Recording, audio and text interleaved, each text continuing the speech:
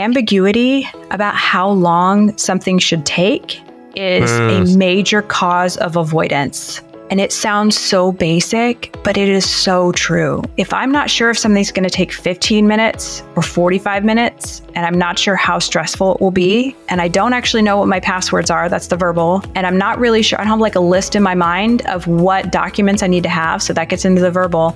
If I'm really vague on the working, like what needs to even be going on, avoidance. Welcome to Modern Financial Wellness, the podcast dedicated to helping you feel better about your finances. I'm your host, Jim Grace, and I'll be your guide as we discuss the psychology of money and explore the emotional aspects that shape our financial decisions and how we feel about them. A quick note before we start, although I do hope that you find the information on this show to be helpful, in no way are any of these discussions to be taken as specific financial advice. Please do your own research and talk to your own advisors, especially when making important financial decisions.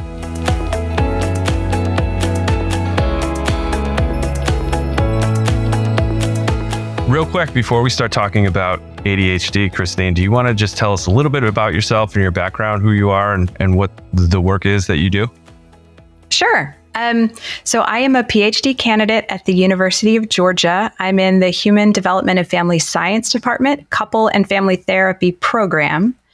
So it's both the Human Development and Family Science PhD, but it's also a Couple and Family Therapy accredited PhD. So what that means for me is that I get to do a lot of developmental work, and I also actually do therapy. I do clinical work. I research both on kind of like what's going on overall, and then like clinically, what are the interventions that work. I do a lot of ADHD work, so I specialize in ADHD research about, but also clinical work with individuals, couples, and families with ADHD. And I specialize in financial therapy. And so you can probably imagine that like these things overlap quite a lot. Mm-hmm. And so in my research work, as well as in my clinical work, I kind of have this triangle of like ADHD, relationships, and sometimes that's even like your relationship with yourself, right? So your mental and emotional and relational health, and then your financial health, your financial behavior, financial well-being. And so I'm always kind of hanging out with at least one of the points, usually two, and often three. Right. And I'm interested in all three and excited to have you here. So let's dig in, shall we? We'll get right into the subject at hand. Thank you for being here. Like most of the conversations I have with people, it's somewhat self-serving. ADHD is something that my family deals with, and it appears in our day-to-day. Definitely comes up in our conversations and our relationship that my wife and I have around money. So I'm excited to talk to you to learn more about that and how I can support my wife and our clients and just generally help people have a better relationship with finance when they might be dealing with ADHD. So thank you again for joining us. Well, I love talking about it, so I'm excited to be here too. Yeah. I think, does it make sense? Can you help us understand ADHD a little bit? Can we define it and maybe even talk about how we would describe it? What is it? Where does it appear? Those types of things. Just kind of kick us off high level. Yeah. So ADHD is attention deficit hyperactivity disorder. And so a lot of people will also call it ADD. It used to be called ADD. The name just shifted with one of the editions of the DSM. And that's the manual that we use to diagnose. So it's a disorder of self-regulation across of attention and behavior, and then also emotion. So emotional dysregulation is not a core feature in the diagnostic manual, but it is in the field generally considered to be a core component as well. It affects a little under 5% of U.S. adults that we know of. So there's some debate about the prevalence rate. I was going to say, you said as we know of. That sounded low to me the first time I heard that statistic, about 4 to 5%. And is it just underdiagnosed, or do most of us kind of feel ADHD symptomatic when we're just busy with our chaotic lives? What's going on with that statistic there. Oh, yeah. So I agree. It feels low. So there's a lot of things going on with why it feels low. And part of it is for kids, it's like 8.5%, right? So the rate in children is much lower, is much higher. And then suddenly it gets lower when you hit adulthood. Now, there's also a shift that starts happening when you get closer to adulthood or when you're in adulthood, which is you have to report your own symptoms versus like a parent or teacher reporting on your symptoms. And we all tend to underreport our own symptoms. So when you get into the adult literature, there's actually quite a lot of literature, and some of the stuff about like entrepreneurship and finance, like specifically looks at subclinical levels. And that doesn't mean everybody who's subclinical. It's kind of like this wide, like just under swath of people. And it really just clusters right in there with ADHD is what happens with that.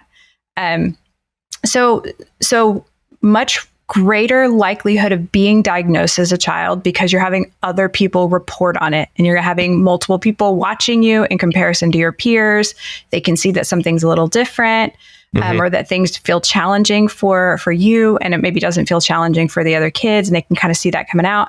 By the time you get to adulthood, not only are you reporting on your own symptoms, usually that by that point you've developed like a script in your mind of why is this happening to me, right? Yes. Like, I guess I'm just not good at these things. I guess I just need to try harder. So we tend to do a lot of telling ourselves that these symptoms are due to a character deficit or just like a lack of motivation. And so we're not always looking at this as though there might be something that we could get help on. We're trying to do a lot of self-help. I also think when you look at the population, you got to remember that like when I was a kid, the idea of what ADHD was much narrower. So it was much more about like the hyperactive little boy and not so much about the inattentive and even in the hyperactivity and the impulsivity, it wasn't looking at other forms of hyperactivity and impulsivity. So there still is an underdiagnosis of women and girls, but especially sort of back then, if there were other presentations or symptoms of ADHD that we were seeing, they tended to get missed. And then sorry, my dog. It's okay. Research assistant. Yeah, right. Yeah, he's so lazy. I'm surprised he moved at all. Anyway, so what we tend to see is over time, the symptoms of impulsivity in particular, so not just the hyperactivity, but the impulsivity, those, the way in which those show up shift into adulthood, right? So you don't necessarily have an adult who's like constantly blurting out in class, although sometimes it can happen. You might see more impulsive financial decisions. You see a lot of job changes. Sometimes you'll see impulsive relationship changes or accidentally oversharing at a party. You see, and there's a lot of nutritional issues with ADHD, a lot of impulsive eating, and not necessarily sort of pathologically emotionally driven eating, because there are different reasons that we can have some eating disorders, but it's what it really is the impulsivity showing up in different, slightly more socially acceptable ways than like a hyperactive kid who's just drumming all the time. Right. And we miss it. So I think that's why we have like the rate sounds kind of low. And I think it's largely due to missed symptoms, or we downplay or restory our symptoms, thinking that if I can call it something else, maybe I can fix it.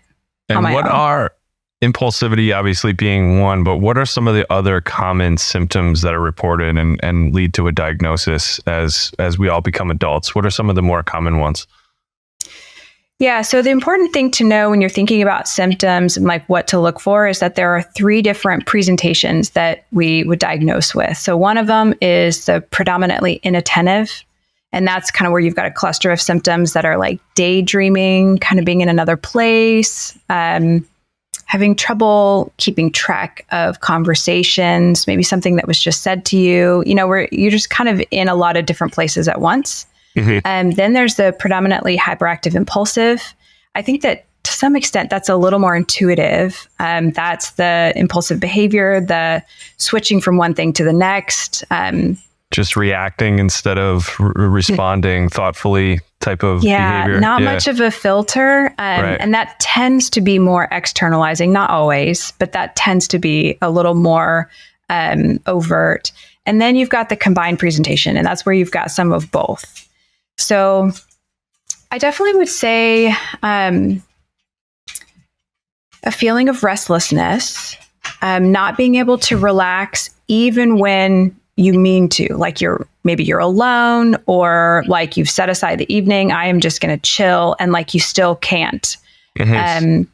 I see with a lot of ADHD, there's a lot of difficulty with sleeping, staying asleep, falling asleep. But then sometimes once you finally do fall asleep, it's really hard to just sort of make yourself get up. Yeah. Task initiation, and then persistence with the task when it gets really difficult. I definitely see, I would say, this like ebb and flow of projects. That's just a consistent thing across like the inattentive as well as the hyperactive impulsive, which is like, if I'll get assigned something, like let's say I would get assigned something at the beginning of the semester, and even if I'm putting time in my calendar to do it like every day, even if I can make myself sit down and work on it, it's like there's just not anything happening. But then there will be a moment where suddenly it's like it's on. And then at that point, like, it's rainy season, and like now's the time to collect the rain. Like it's got to happen now, because like this is when it is. You gotta ride the wave, right? Yeah. Yeah, exactly. So you've got these periods of like hyper focus and then a lack of focus. And that's really where that's the attention regulation, the ability to choose for yourself where your attention's going to go and how long it's going to stay there, and be able to transition away from it when it's time and back to it when it's time. Great. So that ability to determine for yourself where your attention goes and what your behavior is going to be. Right. So just to clarify, do you have ADHD yourself? Not just, this isn't the focus of your work. You have dealt with this personally as well. Okay. And two of my kids have ADHD. So. Okay. So it's alive and well in your household as well. Right. Mm-hmm. Well, is saying someone has it, is that appropriate? Can you just help us with language real quick? I heard somebody say, so-and-so is ADHD, and that felt extreme. Like that's not their identity, right? They aren't this diagnosis, but what's the appropriate way to kind of talk about our partners, our clients who have ADHD? Or am I overthinking it? No. You're not overthinking it, because the problem is if you get it wrong, you can really offend people. Right. Which I don't want to do. Right. But the second problem is I don't actually think that there's like an absolute, like this is accepted and this is not. Okay. And so, because I've heard things like neurotypical and neurodivergent, and there's, how do you appropriately talk about this subject with and about folks without disrespecting anybody? I wanted to make sure I asked this question of the professional. No, it's a good question. It's such a great question. Some people really are like, I am ADHD, and that's how they define themselves. I tend to use the language of someone, I'll talk about someone who has ADHD, but I will say living with ADHD. Sort of ADHD presents unique barriers or challenges to navigating the world that's not necessarily set up for ADHD. But I don't, so sort of living with ADHD has this unique set of challenges, but I don't think that those challenges are entirely imposed like from the outside. Like, for example, I don't necessarily think that it would be automatically easier for all kids with ADHD to like pay attention in school for 8 hours a day if they got lots of motion. There's still that like internal difficulty with regulating, even when you want to, right? So even if you got to study exactly what you wanted to study and you got to be totally into it all the time, and kind of the whole external world were set up for what you internally wanted, you would still experience some challenges. So back to the question of what's the right language to use. I tend to talk about living with ADHD, but then like some of us in the field will talk about ADHDers just as it's an affectionate term for the community you're amongst and working with. I think that the biggest thing is to make it clear that you see people as a person first, with their strengths and their preferences, etc. And that you have a positive regard and a belief in their sort of right to be trying to navigate the world and pursue the goals that they want to pursue. Yeah. That's great and helpful. And that's where I guess I came from with when someone says they are or that person is, that felt a little strong, where we're labeling and creating this whole identity of this person around this symptomatic diagnosis. But living with is what we'll try to stick to, I guess, for this conversation and I probably will forget partway through. I tend to, I shift a lot of, I shift language, but I talk about us and we, and maybe that gives me permission to shift language, or maybe nobody's willing to call me out on it, but I don't know. Cool. All good. One of my many curiosities. So we have these symptoms that present that leads one to be living with a diagnosis of ADHD. But when we get into our day-to-day, I was hoping you could help us understand some of the executive functioning skills that we all need to manage to live effective, efficient day-to-day lives, and how some of these things, these symptoms kind of present themselves within that context. Because I think that could be helpful to not only understand ADHD a little bit better, and we'll eventually get into kind of financial management, but I think for the rest of us as well, just thinking about executive functioning skills is always helpful when we're thinking about how do we properly manage our household finances or just deal with the demands of our crazy lives. So can you help us, go through some of the executive functioning skills and where ADHD starts to make things more challenging or where things from a financial sense start to get difficult? Oh, absolutely. I love this question because I completely agree that when you can understand a little bit more of like the blueprint of what ADHD can affect and sort of how this affects your life, you really start to see the honestly really logical ways that you can address it and support. Right. And that's a great clarification. And I wanted to just add a little bit more context for people listening or watching, where I think someone who's impulsive, they have these symptoms that present. And oftentimes in the case of my wife, it's what makes me attracted to her. It makes her who she is. And with that, I think of things like, well, the kitchen cabinets aren't going to get shut, right? If she goes in for a glass or a dish, she's probably going to leave that open, and we've gotten to work around that. I've learned a lot from her. She sets a lot of timers. So time management is something I'm sure we'll talk about. I've incorporated that as well. That's helpful for us to kind of support one another.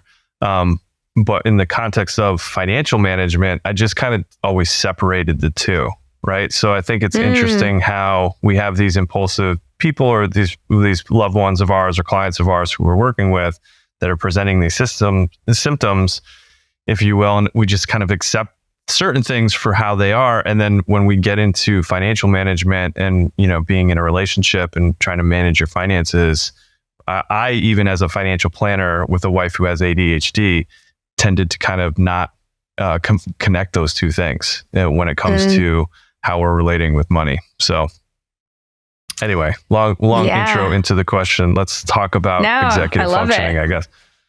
Oh, I love it. Yeah. Okay. So I always will have questions that I would love to ask about. Yeah, fire away. Experiences with you and your wife.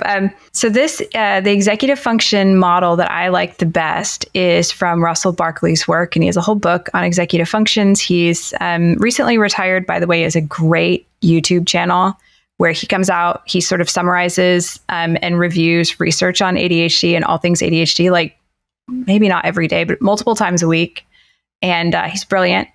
So I really like his executive functioning model. And the way that I interpret it and I use it in my work with clients is I kind of map the executive functions onto a Jenga tower. So the Jenga tower is like the little planks that make the little, I don't know, a building, I guess, just like a basic tower. So you've got 7 levels.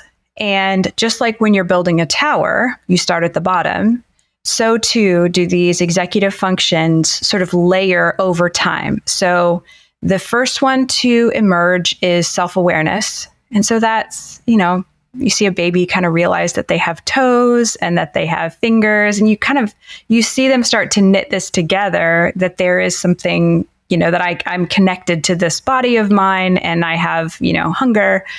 The next one to develop is inhibition. So that's the next layer of the Jenga tower. Or maybe like the next story or next floor.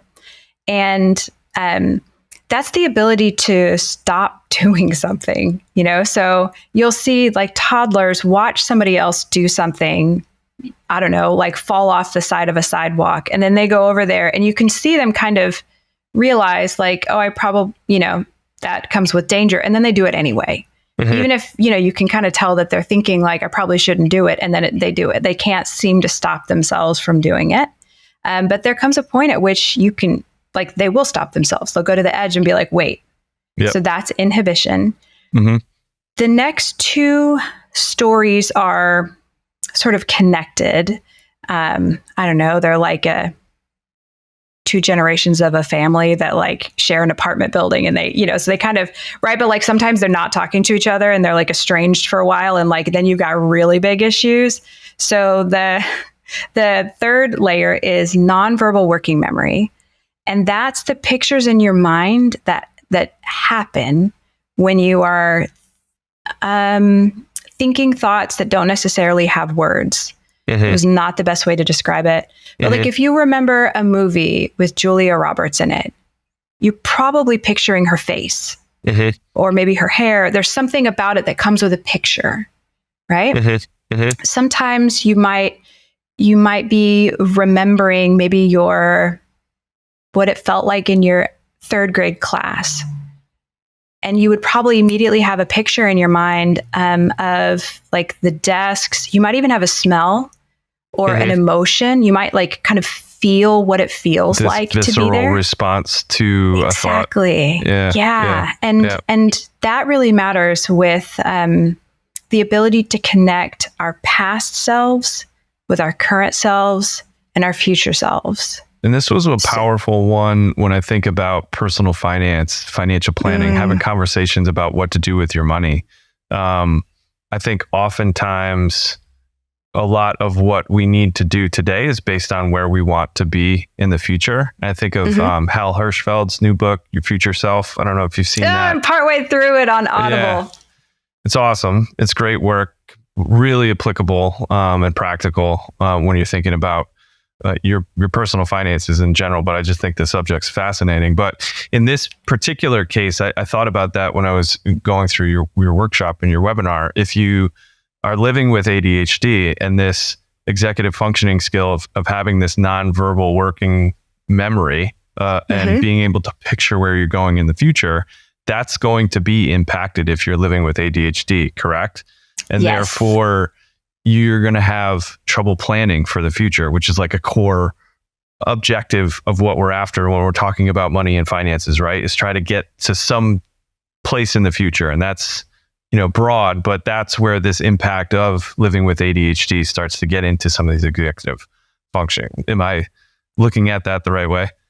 Oh, that's definitely that. I think that the 3rd and 4th floors are that's the dirty duo. It's almost always where, it's not always, but it's almost always where like real problems are arising that we don't recognize. I will say that there's research supporting that all of the executive functions are affected by ADHD.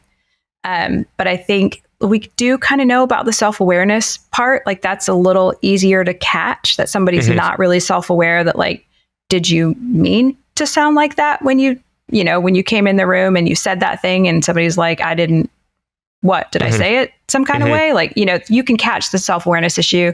You can catch the inhibition issue. Right. That's impulsive spending, right? Not making bad, in the moment financial decisions, not really thinking about it. What were you thinking? And they're like, that implies I was thinking, right? It's a trick question. Right. So, but the nonverbal working memory, man, that one, and the time blindness sits on the nonverbal working memory. So that's like the difficulty sensing the passage of time. It's just not, it's more like an accordion than like a metronome. And so sometimes things like time feels kind of slippery, and sometimes time feels like it's going super slow. And sometimes you're totally engrossed in something, and like next thing you know, it's 3 a.m. And I know that, everyone experiences some of these things to some extent, but not to the same extent as when you really have ADHD. Like, it's so much more frequent. It's not necessarily within your control. Like, oh, just this one time, I'm going to allow myself to get really engrossed in this. It's like, this is not convenient at all. So the one that's adjacent to it is the verbal working memory. And that's the like lists, the language, remembering directions, or your grocery list is a good example. Being able to follow protocols. Like when somebody says, oh, it's in the manual. I mean, thanks for the manual. I don't know. I hope I can Google search it, but like, and that's where these things don't talk to each other. Like the manual part is a really good example. Is that if somebody gives you like really written instructions for how to do something, they're assuming that you can make the pictures in your mind for what that looks like and what you're going to see. So you'll definitely see this on some of the financial paperwork of like, navigate to this site in the top left corner. You'll see this and this, then do this, click here, enter this. But it's all just words. It's this like huge block of text. Right. And then I'm supposed to be doing that on behalf of this, 20-year-old or more older person in the future for my retirement plan, that I can't connect to that vision either. Right. So it becomes challenging to connect those two things. Yeah. I will say for that one, I do notice that using a lot of really descriptive language can help. If you've got to talk, if you have something where you really can't just show them or have a video or something, using a lot of like color, location, like to the left of the this and the, using that helps. So then the top 3 layers of the Jenga tower are emotion regulation. I think we all tend to know what that one is. And then there's self-motivation. You can call it motivation. Technically, there can also be external motivation, like somebody with a knife chasing you, like you're probably pretty motivated. It's not usually a problem for most people to like, it's time to run. But so self-motivation, the last one is planning and problem solving. And I think that the really important thing for people to know in general, and then related to finances specifically, is that if there are structural issues or weak spots in the floors or levels of the tower at the bottom, no amount of like reinforcing the levels at the top will make that tower sturdy. Right. And if you add pressure on those top levels, right? Like you were like, I really think you need to use a calendar. I'm going to make this super color coded system, and I'm going to use a lot of shame and pressure. And then I'm going to tell you got to calm down while upsetting you with all the shame and pressure. Like you can go really heavy on the top 3 levels. And that's what we usually do. Even we do it to ourselves too, right? But if you don't actually fully understand what it is you're supposed to be doing, if you've got like an issue on the nonverbal working memory and you're setting yourself up to the only time you're able to do it is at a time when you really are not going to be able to inhibit your choices. Like you're trying to do it at 8:30 on a Tuesday when you're exhausted. Like no amount of pressure and shame and like the perfect color coded system is going to fix the fact that you're trying to do it when your willpower is like through the floor and you don't actually know what exactly you're supposed to be doing. You just know that it's super important. And this is one of those kind of overlaps where even if you don't have or aren't living with ADHD, just managing the day-to-day of a household, if you're in a partnership or a couple, you have kids, you have the demands of work and just regular life, it's hard and overwhelming to begin with, right? And then you introduce something like ADHD that makes these executive functioning skills that much more difficult.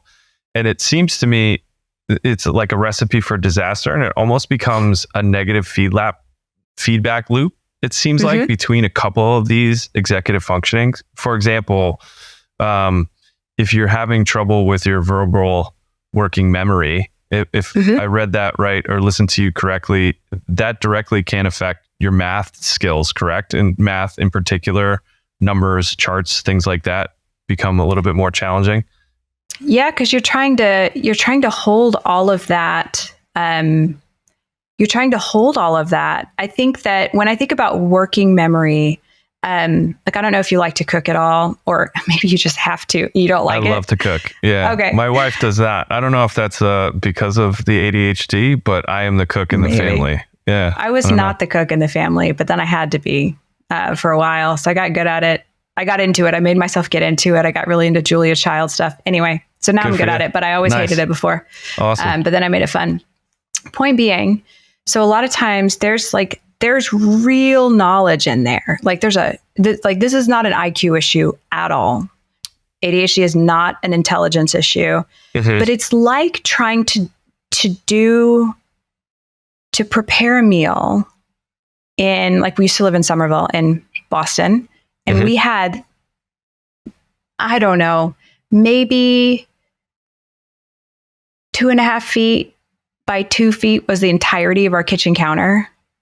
I mean, it shouldn't have been an apartment, but they chop up, it was all we could afford. It was absolutely time. We had we couldn't fit a regular size, even a regular Pyrex in the oven. We had to have the brownie pan style. Yeah. And so it would be like trying to cook a large meal with that amount of counter space. So when you have your working memory, that's like how much capacity do you have to get stuff out? And so if somebody's like, we're going to cook a 7-course meal and I want to get everything out and put it all on the counter right now. And if you're but if your counter's really small, you're like, actually, that approach doesn't work for me. I don't have the space for it. Right. It doesn't mean I don't have the ingredients. My pantry might be enormous, but it means that I need to work differently because my capacity to have things out on the counter, which is like my working memory, is like, I've got to work with a smaller counter. Yeah. And I've lived that experience personally. And I've talked on the show. We had a financial therapist, couples therapist on, and we talked about conversations and kind of the emotional side of couples and money. And I've shared my experience that my wife and I have had challenges when it comes to our finances. And early on, before I understood, still trying to continue to understand this better, but didn't know anything way back when we first got together and we're trying to merge our household finances. Sure. And so I would communicate a certain way with just an expectation that my wife understood what I was saying, because I felt like it was fairly straightforward. And I would look at her as this successful career, highly motivated, successful woman, highly intelligent. And I just think I'm saying 2 + 2 = 4. And that disconnect would get us into a conversation where emotions get raised. And then next thing you know, we're trying to have a good conversation about money and nothing's getting done because I'm not communicating well. She's not understanding. That's making her feel a certain way. And then again, it gets into this negative feedback loop where you really can't get, or we couldn't anyway, we couldn't get things done and really get to a good place. And it took a lot of work. And again, why I think this is interesting is, even as somebody who's aware of her living with ADHD and being a financial planner, I never really took the time to think about how her living with ADHD was impacting those conversations that we were trying to have. And it's just so important that it informs that discussion to really start to get anywhere. Man, I'm glad you made the link. Did it change anything, like for how you started handling it or how she started feeling about that? Like, did y'all talk about it or? We continue to talk about it, and we didn't for a long time. It was more from an emotional standpoint. I think we started, how do we sit down and have good, open conversations about money? And we spent a lot of time there. And it wasn't until even somewhat recently that I started to think, well, she doesn't want to look at these big reports that I've put together and these big, conceptions of what our future looks like. So we've definitely tried to, or I have tried to communicate a little bit better. We try to have shorter, more frequent meetings where we're really super focused on one particular task at a time, where, how do we move the needle on this particular subject? What are the most important priorities in front of us today? So we think about it all the time now. And we probably have a long way to go, but it's just, I felt stupid for not keying on it sooner. Cause again, it's, the quirky thing. She's impulsive and a lot of fun at parties, and the cabinets are going to be opened. But of course that also informs how we relate to our finances together. It has to, right? So yeah, I'm glad we made the link as well.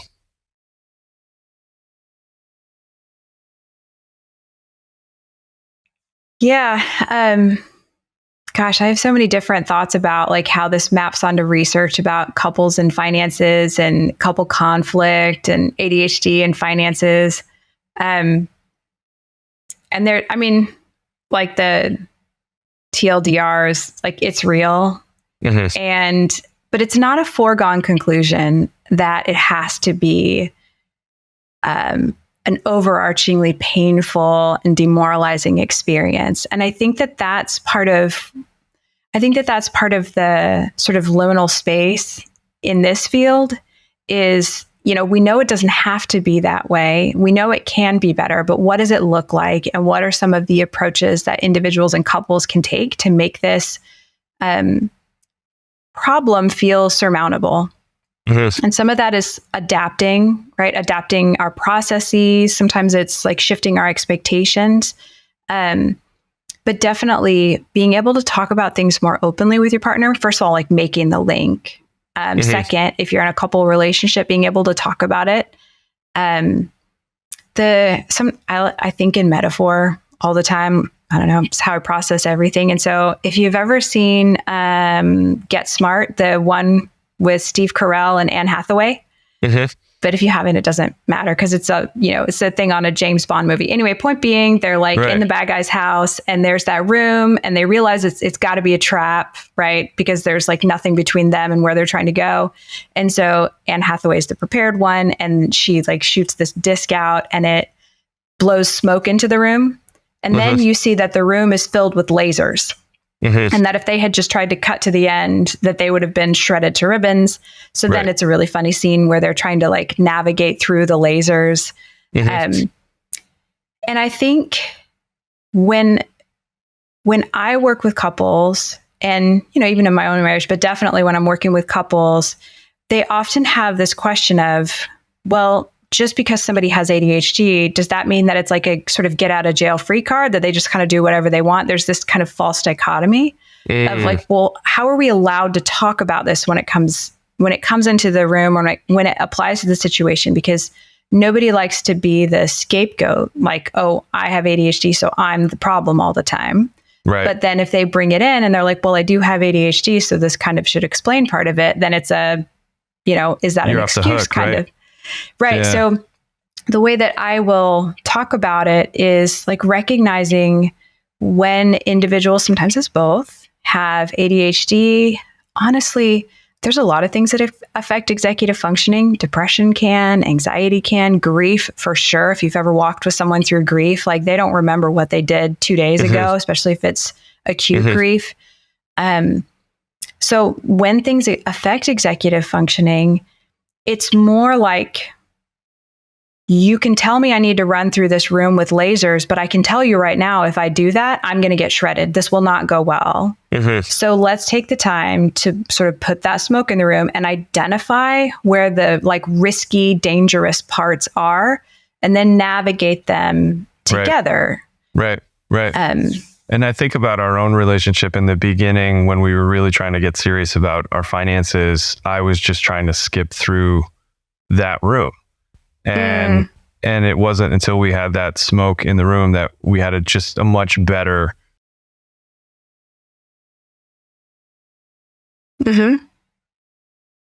Yeah.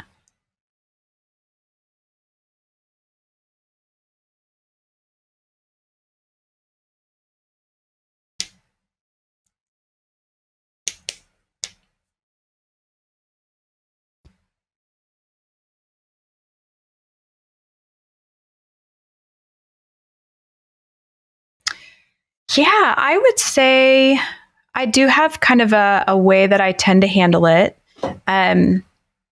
What I like to do is first figure out what somebody's strengths are. So, like going into anything, you need to know, what are you good at? What do you like about yourself? And I know that sounds silly, but when you're going into a conversation that makes you feel like you're starting out like 30,000 points in the red, like it is hard to be willing to step into that conversation. Yes. And if you feel like, okay, I know what my weapons are. I know I'm starting off like beyond underdog, but I know I've got a few tricks up my sleeve, right? Like it gives you a little more confidence, a little more willingness to show up and stay present. So that's, I honestly think that that's really key. Yes. I usually like to pick a problem, not the end one. Pick a problem that's sort of earlier on and kind of do like a workshopping it experience. So let's say somebody, I know I've used this example before, so maybe it's a boring one, but if they struggle to pay their bills on time. And so then you'd be like, well, what have you tried? How did that go? Like once you're really clear on a specific issue, not in general, like I'm bad with money, but what have you tried? How did that go? What went well? Very solution focused. And get an idea of like, is this something they even want to change? Actually, that should probably come first. Like when you're identifying, is this really a problem for you? Or is somebody else telling you that it's a problem that, right. But anyway, so the solution focused, like what have you tried in the past? Identify what went well. Sometimes like, are there other resources that you would like to have if you could figure out what they were or what your options were? And when I'm asking those questions, I'm not just asking like, have you tried using a calendar or like, have you tried making a list? Because like they've tried. Right. Like they know, like these are the low hanging fruit. Yeah. What I do is I actually go back through that Jenga tower and I always start at the bottom. Mm-hmm. And so I will ask questions about like, okay, so when it's time to pay the bill, are you like, what's going on for you? Are you aware that you're avoiding it? Sometimes they're like, oh yeah, I know. And other times they're like, no, it like never occurs to me. Like there's no self-awareness there at all until like I get the late fee. So sometimes like self-awareness, is that what's happening? Are you telling yourself that you're going to do it at a time of day when your ability to, stop doing something else, to do something that feels gross and bad? Like if you're doing it at the wrong time of day, like that may be something we can tinker with. Right. The nonverbal and the verbal working memory. Do you know, I see this as a big one, the ambiguity about how long something should take is a major cause of avoidance. And it sounds so basic, but it is so true. If I'm not sure if something's going to take 15 minutes or 45 minutes, and I'm not sure how stressful it will be, and I don't actually know what my passwords are, that's the verbal, and I'm not really sure, I don't have like a list in my mind of what documents I need to have, so that gets into the verbal. If right. I'm really vague on the working, like what needs to even be going on, avoidance. Right. So the ambiguity there is going to be a big cause of that. The emotion regulation, sometimes you just have to, I know I've talked about it, like sometimes you have to accept that like I have to go into the meat locker to like pay my bills and it's just going to be uncomfortable. Mm-hmm. And so I don't like literally have a meat locker, but that sense of like, it's just not comfortable for me to do this. Right. And so what are some ways I can address that, the cold, clammy emotions that I feel? It's almost like it makes me think of having a growth mindset, right? It's like things are going to be challenging. It's not going to be as bad as you think it's going to be. First of all, probably it'll feel good when it's done. You've done it before. Anything you practice, you can get better. That's what I think of. And as I listen to you to kind of describe that situation of going into the meat locker. It definitely can be. There are some people who are like, it's just a meat locker forever. Like forever. even if they do get better at it, they Yeah. will always feel those bad emotions, and they've just had to kind of accept it. And so, but you can offset it, right? Like, is it less meat lockery if somebody comes with me and I have like a buddy? Is it less meat lockery if I have hot cocoa at the end? I have something to immediately make myself feel better. And then sometimes, I mean, I feel like it sounds silly, but I really do work with clients on this.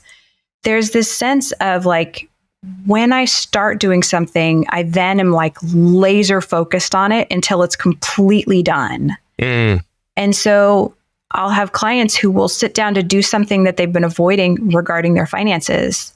And it really will be like 2 to 3 a.m. And they're crying and they're in a shame spiral. And they're like, I'm not leaving this desk until it's done. And that, you know, if they were in the meat locker, like they're past the point of being functional. They can't do anything, but they're trying to stay there. And so sometimes it's like, I'm setting a timer because I'm only functional in this space for 20 minutes. Depending on what your past experience has been, like you have to force yourself to only be in there for a short period of time so that the next time you go in or the next time you need to go in, you don't avoid it thinking, oh no, last time I froze half to death. You're like, I'm only in there for 20 minutes, even if it's not finished. 20 minutes. Yep. And perfectionism or seeking perfection seems to be an issue in this space, right? Yes. So if I don't know exactly what to do, and it's not going to be exactly right, I don't know exactly how long it's going to take. Just the idea of perfectionism in general, I start to think of as I've thought about your work and the topic. Is that a fair assessment? That is so commmen. I work with a lot of clients in general, of course, but the ones with my clients with ADHD, I'll joke about it. I don't, like with the college students, I don't think that they get it, but I'll be like, this is not Talladega Nights. Like, it's not like if you're first, you're last. Like, are college students not getting Talladega Nights anymore? I don't know, man. I made like a Simpsons joke the other day, and some of the students had no idea what I was talking about. And I was like, you don't know Homer Simpson? Like, who raised you? How do you not know Homer Simpson? Anyway. Thank you for making me feel old on my own podcast, Christine. Thank you very much. You're welcome. Yeah. So, but that like false dichotomy, I see so much. And I think what it is there is often this sense, and it happens in school, you see it with kids, and you see it with adolescents, and then it's like nobody talks about it in adulthood, but there's this sense that like everybody else has this figured out. And so then I go read, instructional whatevers to try to figure out like, how do I be an adult, right? There's this sense of like, I haven't arrived yet. I'm not good enough yet.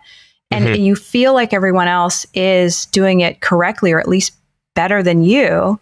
And so you try to compensate with this, like, well, I've read an advice blog and it says that I have to do this, this, and this. And compounded, like when you talk to people and you ask for advice or you ask for instruction, like, how do I do this? Very few people will sit you down and be like, all right, a C is passing. Good enough is good enough, and your money's here to help you live your life. Well, they want to sound good.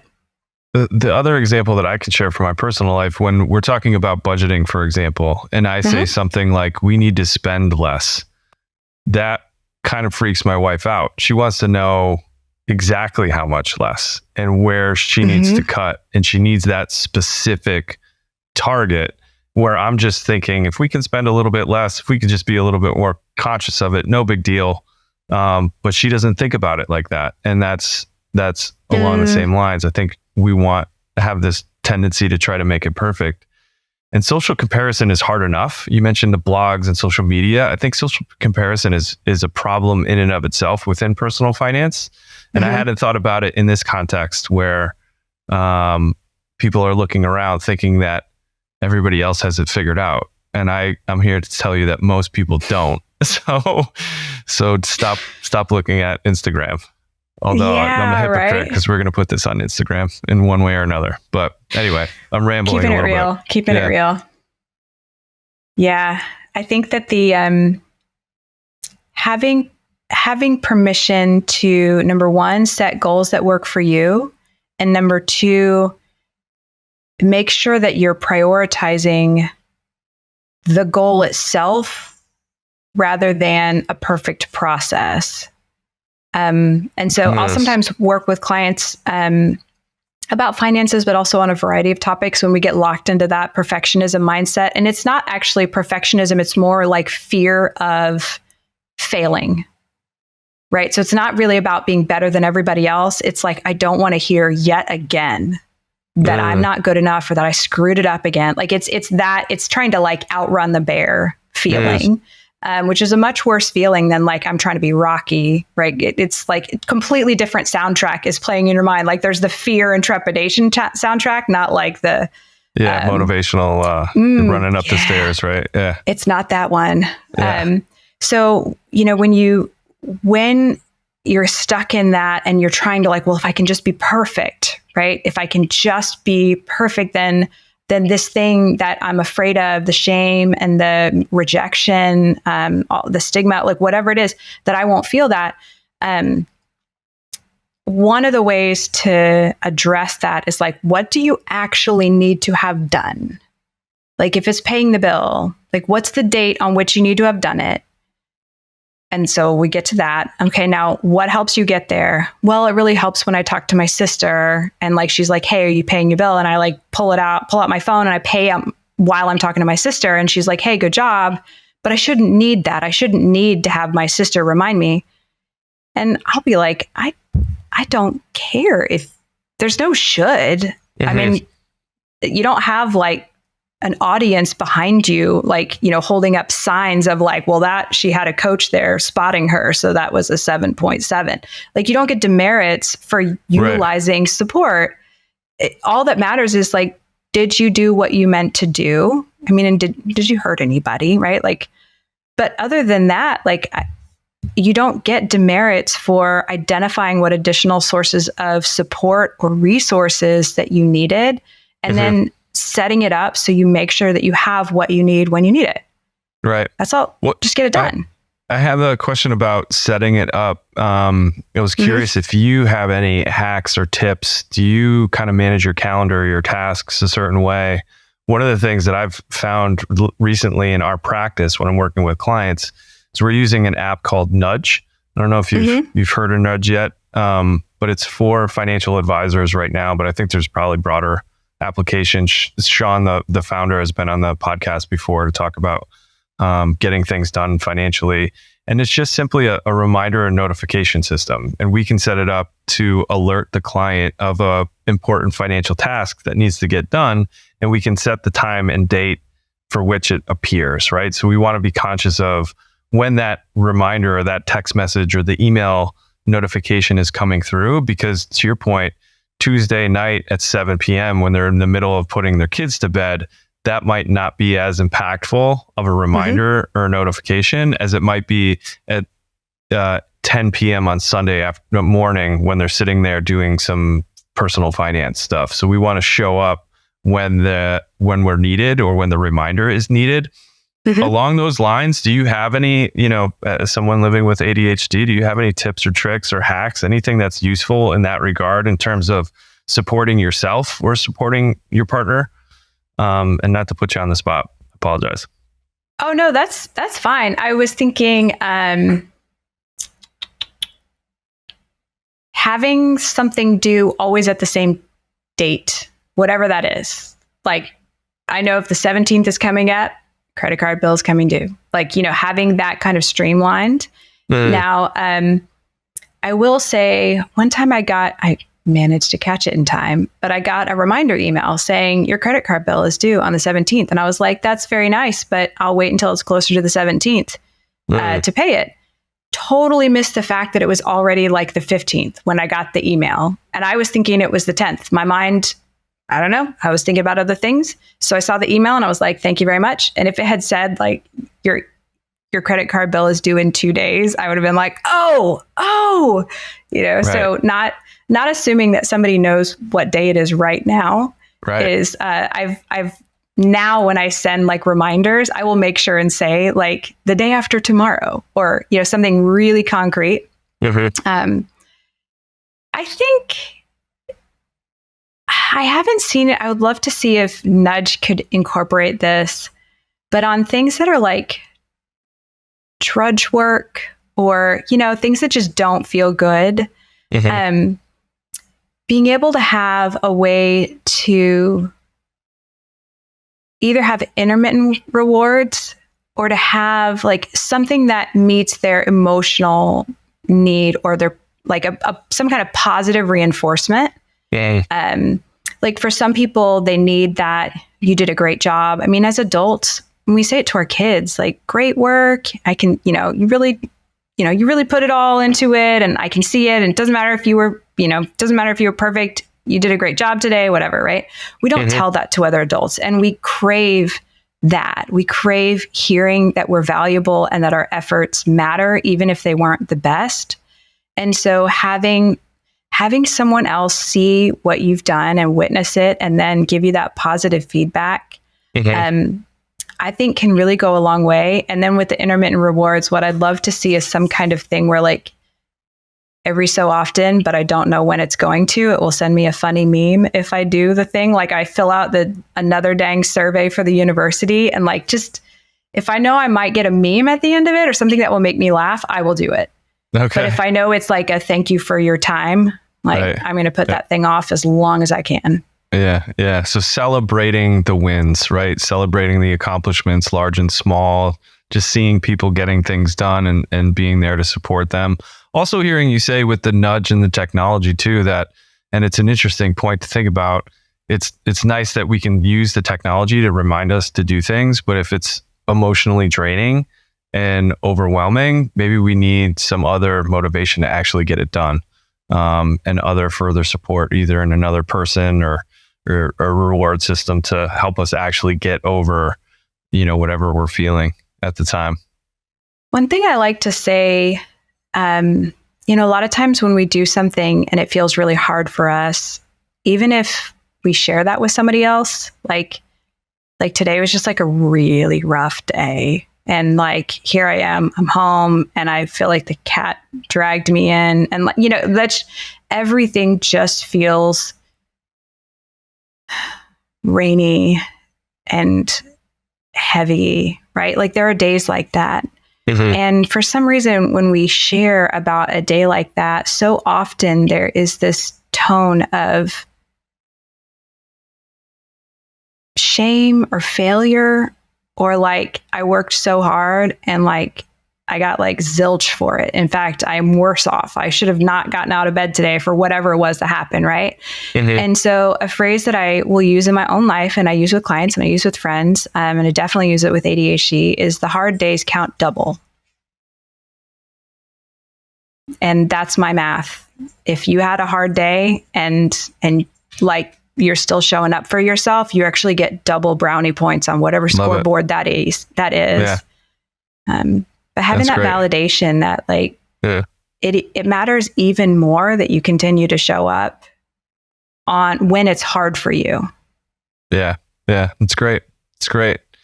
I think thinking about support is a great place to kind of wrap up, because to me, that's what it's all about. Trying to understand what your partner or spouse, friend, family member, client, what they're going through and how you can show up and when they need you to be supportive is probably a great place to kind of wrap up the conversation. Is there anything that we missed about the topic that you'd like to spotlight before we wind down? Yeah, I had a few like tips in mind. I love it. Yeah. Relate. So you had one where you talked about kind of having shorter but more frequent check-ins. I love that. And with that, one of the things I think can be super helpful is leaving your future self like a note. Like the next thing we were going to do was blank, right? Because the next time you show up, a lot of times there's just like, oh no, what do we need to talk about now? Or that kind of vague, ambiguous, what are we talking about? So like, just go ahead and decide the topic of the next one. And then while you're at it, pull together, if you don't already have it, but a lot of couples don't, y'all probably do, but pull together a kit of what you would need the next time. So for many couples, that's like, honestly, just even if you don't have it organized, just start funneling all your bills to the same place, whether it's a Google Drive, whether it's a physical folder. Make sure that everybody has everybody's passwords, assuming that that's something that is appropriate in your relationship. But having that transparency, but having everything that you might need gathered in one place before you start any kind of financial conversation can really assist that conversation of being less overwhelming and more effective. I think that was pretty key. And I wanted to highlight when you said that your wife really wants specifics, when you say like, we need to spend less money.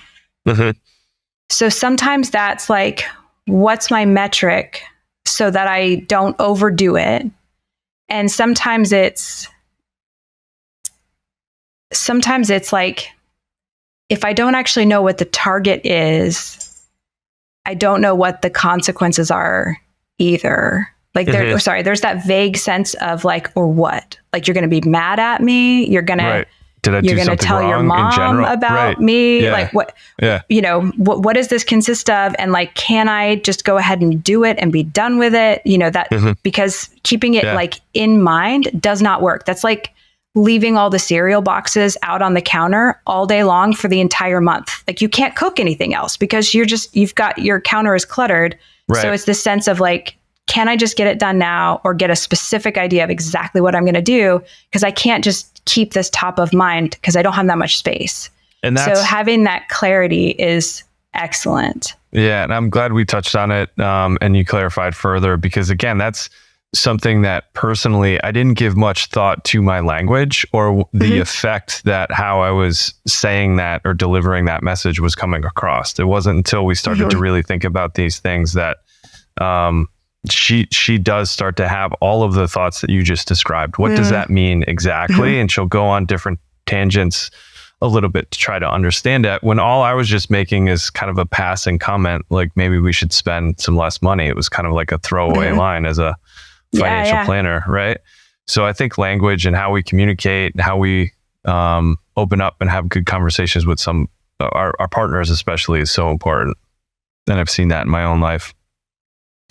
Any other tips, any other takeaways, any other things that I have so many more questions. I can continue to chat with you for a long time, but I want to be really conscious of your time and let you go.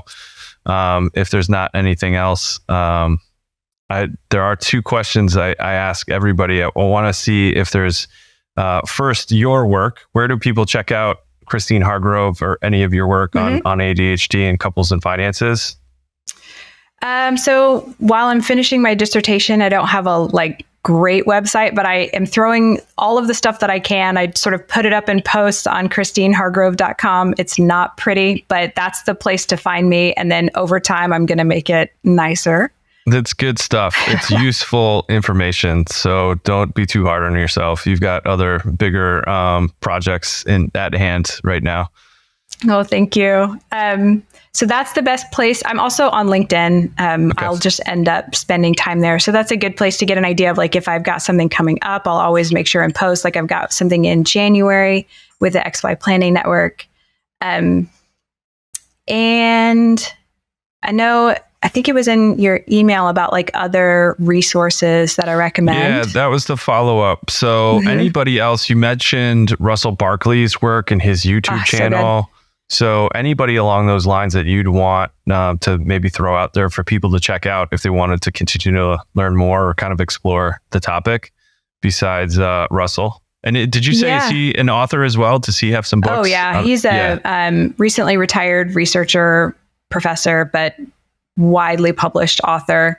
I love the How to ADHD YouTube channel is really good. There's a lot of great stuff on there. It's very ADHD friendly. There are a couple of videos from that I particularly like that I would recommend. So especially if you have an ADHD spouse, I would recommend that you watch the Wall of Awful videos. There's 2 of them. Watch those and you will suddenly start to understand so much of what's going on when there's why aren't you just doing this? So those 2 videos are fantastic. I can't, based on that description, can't wait to go check those out. Yeah. Gosh, there of course, Financial Therapy Association. Attention Magazine has my most recent Financial Therapy for ADHD article. I don't think that people can, unless they're a member of CHAD, I don't think they can get it, but you can email me and I can just let you have a copy. Awesome. There are a lot of great resources out there.